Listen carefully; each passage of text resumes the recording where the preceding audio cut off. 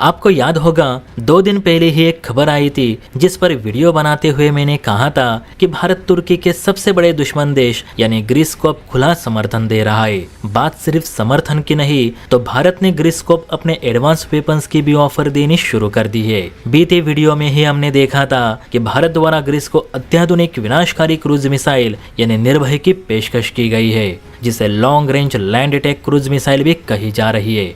और भारत के DRDO द्वारा तैयार की गई ये सबसोनिक क्रूज मिसाइल तुर्की के किसी भी military bunker, military campus, communication centre और एयरबेस को उड़ाने में सक्षम है। और यही बात तुर्की को खाए जा रही थी। तभी तो तुर्की इतना बौखलाया हुआ है कि उसने भारत को धमकी दी कि भारत तुर्की और ग्रीस के विवाद में कूदकर ग्रीस को हथियारों की पेशकश करना बंद करे।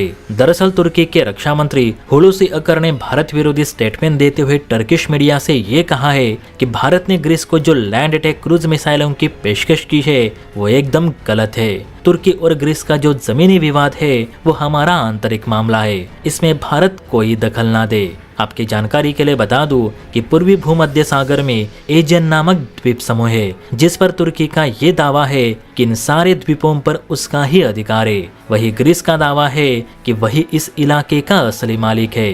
देखा जाए तो ये दोनों देश नाटो के सहयोगी है। इसके बावजूद एजियन आइलैंड्स को लेकर इनमें आपस में ही युद्ध का खतरा बढ़ता जा रहा है। बीते दिनों तो तुर्की की नेवी ने ग्रीस के जहाजों पे फायरिंग तक की थी।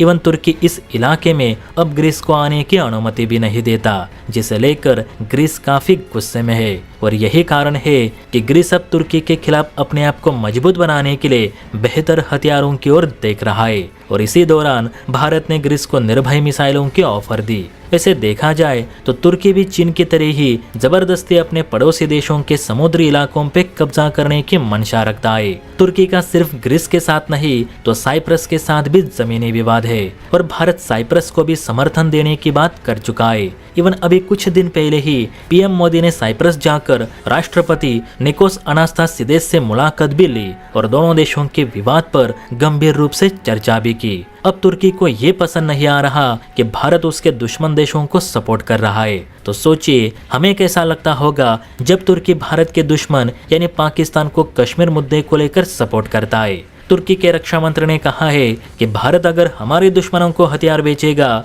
तो हम भी पाकिस्तान को TB2 ड्रोन्स देंगे जो भारत के कोने कोने में हमला करने में सक्षम है। अब तुर्की को ये बात समझनी चाहिए कि जब भारत पाकिस्तान युद्ध में चीन अमेरिका के फाइटर जेट्स भारत का कुछ नहीं बिगाड़ पाए तो तुर्की के ड्रोन किस खेत की मूली है। उल्टा भारत ने सैकड़ों टर्किश ड्रोन 2 दिन में ही मार गिराए थे। ये बात तुर्की को भूलनी नहीं चाहिए। मेरे हिसाब से अगर तुर्की पाकिस्तान का साथ दे रहा है तो हमें भी ग्रीस की मदद करनी ही चाहिए, तभी तुर्की की अकल ठिकाने आएगी। इस पर आपकी क्या राय है नीचे कमेंट करके बता सकते हैं। और हाँ, वीडियो अच्छी लगी हो तो बेल आइकन प्रेस करके चैनल को लाइक एंड सब्सक्राइब जरूर करें। जय हिंद।